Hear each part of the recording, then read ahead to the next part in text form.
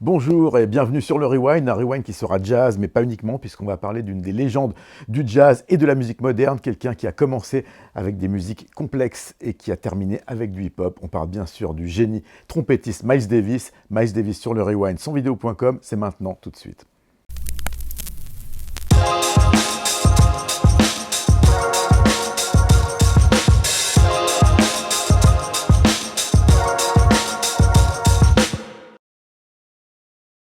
Le 2 mars et le 22 avril 1959, deux jours importants dans l'histoire de la musique et dans l'histoire du jazz. En effet, ce sont les jours où Miles Davis va enregistrer l'album qui restera son monument, l'album le plus vendu de l'histoire du jazz, Kind of Blue. Ça se passe sur la 30e rue, dans les studios Columbia à New York.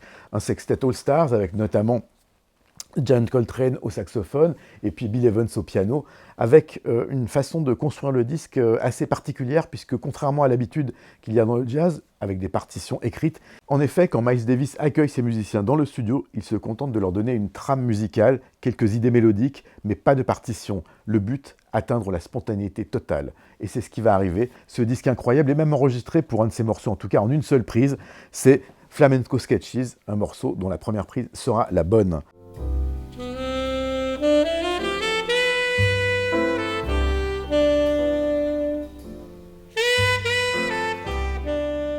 Alors évidemment, il y a d'autres disques sortis en 1959, et notamment dans l'histoire du jazz, le Time Out de Dave Brubeck, avec le fameux Take 5, qui a été un super tube, et puis Giant Steps de John Coltrane, et pourtant, c'est bien Kind of Blue qui reste l'immarcescible album de jazz sorti cette année-là, un disque qui aura influencé bien au-delà du jazz, puisque le guitariste de rock Duane Allman, des Allman Brothers notamment, a déclaré écouter presque exclusivement ce disque pendant 2 ans d'affilée. Et puis Richard Wright, le clavier des Pink Floyd, s'en est beaucoup inspiré aussi, notamment pour le morceau Breathe, inclus sur l'album Dark Side of the Moon. Il a été repris dans les années 90, 30 ans plus tard donc, par Ronnie Jordan, guitariste hip-hop acid jazz londonien. Et puis Erykah Badu s'en est aussi emparée, notamment pour certains concerts. Elle a ouvert un de ses concerts avec ce So What absolument incroyable.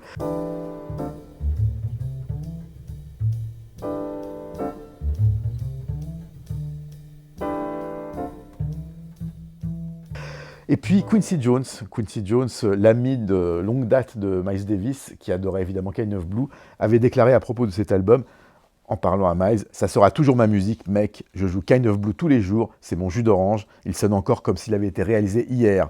Et oui, Miles Davis a inventé la modernité, et c'était en 1959. 1970, Miles a déjà commencé à expérimenter avec la guitare et le piano électrique sur In a Silent Way, et il va poursuivre son œuvre de rénovation avec Bitches Brew. Bitches Brew, dont la splendide couverture est l'œuvre de Matty Klarwein, un artiste français d'origine allemande, qui a notamment signé les pochettes iconiques de Santana, de OCB, Herbie Hancock, Earth, Wind and Fire et les Last Poets, pour n'en citer que quelques-uns. Il récidivera d'ailleurs avec l'album suivant de Miles, Live Evo, Paris en 1971. Là encore, le rock doit beaucoup à ce disque, un disque qui a influencé notamment Thom Yorke de Radiohead quand il enregistrait l'album OK Computer. Thom Yorke a déclaré « Ce disque construisait quelque chose et regardait cette chose s'effondrer, c'est ça qui était beau et c'était l'essence même de ce qu'on essayait de faire. »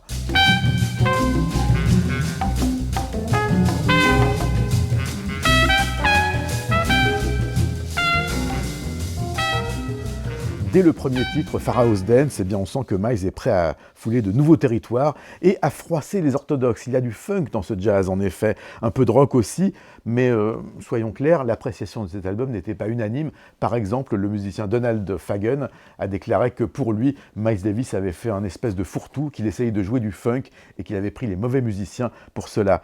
Bon, ceci étant, sorti la même année que Abbey Road, c'est un disque qui a quand même été extrêmement innovateur et important. Son producteur Théo Macero a utilisé notamment des techniques comme les Beatles d'ailleurs, avec le studio utilisé comme un instrument, des tape loops, des bandes qui tournent en boucle, mais aussi de la reverb, des chambres d'écho, diverses pièces musicales reliées entre elles. Bref, un disque innovateur avec des rythmiques doublées, 2 à 3 batteurs, 2 bassistes, pareil pour les pianos. Le rythme est devenu un élément essentiel dans la musique de Miles et le groove prend toute sa place. Alors, est-ce encore du rock ? Du jazz rock, du jazz, de la fusion? Non, c'est du Miles et c'est encore meilleur.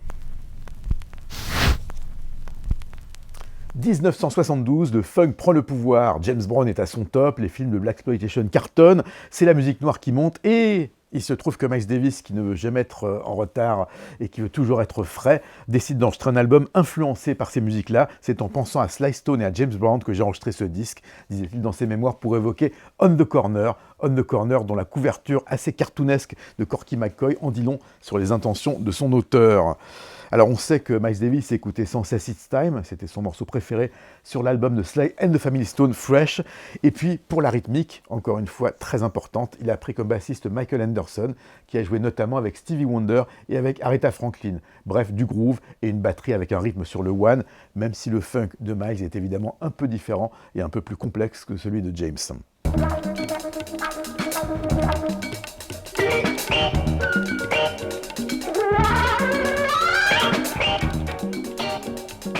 Dave Liebman, qui a joué le saxophone soprano sur le morceau titre On the Corner, racontait l'histoire incroyable sur son apparition sur ce disque.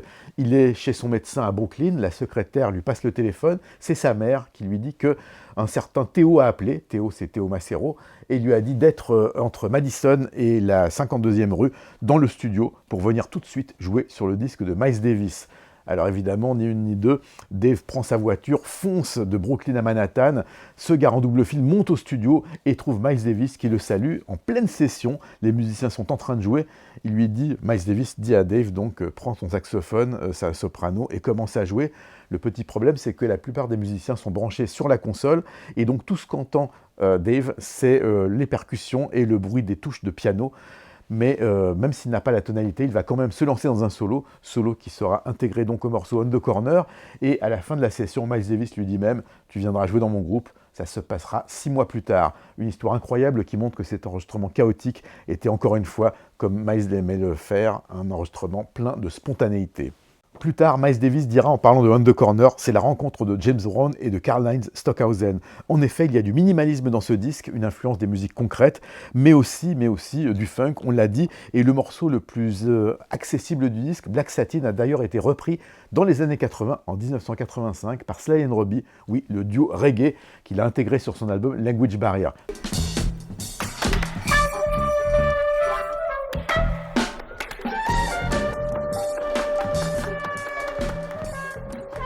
Comme quoi le jazz brise vraiment les frontières et celui de Miles plus que les autres. Disque donc On the Corner qui a été très critiqué lors de sa sortie en 1972, mais après ce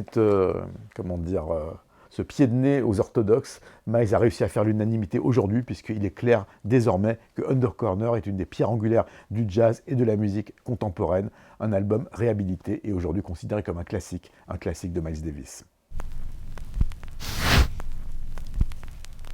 1985, Miles Davis est partout. On l'entend notamment sur Artists United Against Apartheid, un collectif créé par Steve Van Zandt où on retrouve Bob Dylan, Curtis Blow, des rappeurs, des rockers, beaucoup de musiciens, pour protester contre Sun City, un endroit où le régime de l'apartheid d'Afrique du Sud fait semblant de mélanger les Noirs et les Blancs et invite des groupes à venir jouer devant un public plutôt bourgeois. Donc Miles Davis pose sa trompette sur ce disque Sun City, il rencontre le musicien Scritti Politti, plutôt branché pop rock et new wave anglaise, et puis il va enregistrer You're Under Arrest.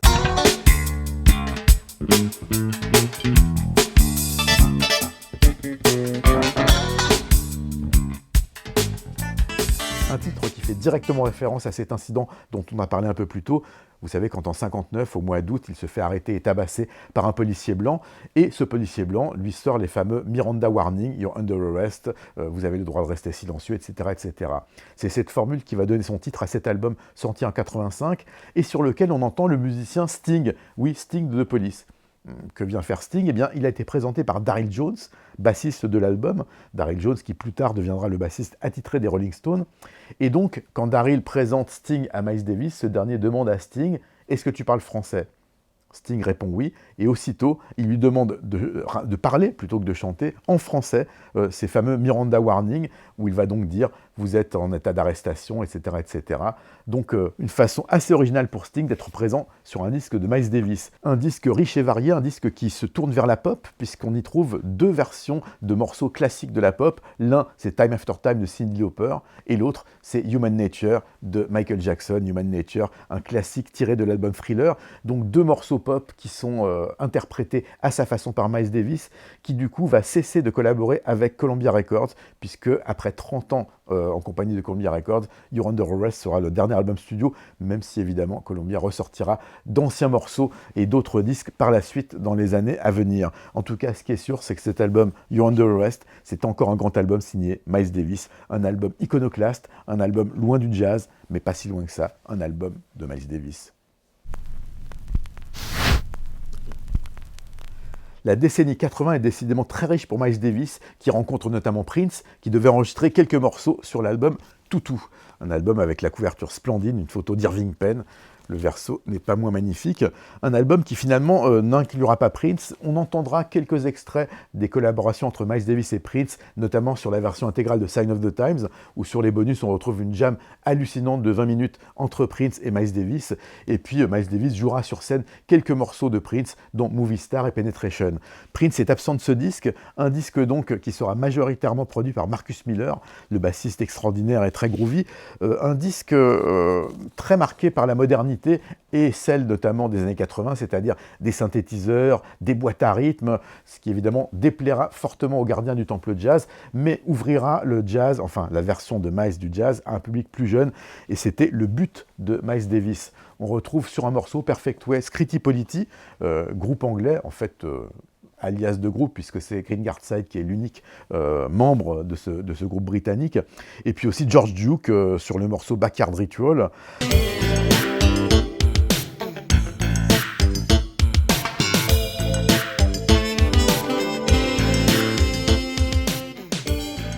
Tutu, dont entre parenthèses le titre est une référence à Desmond Tutu, l'archevêque sud-africain anti-apartheid, est un album étonnant, un album dont Marcus Miller joue pratiquement tous les instruments, avec, on l'a dit, quelques invités comme George Duke et Green Gardside de Scritti Politti. En tout cas, un nouveau disque signé Miles Davis, étonnant, critiqué, mais comme toujours, novateur. Just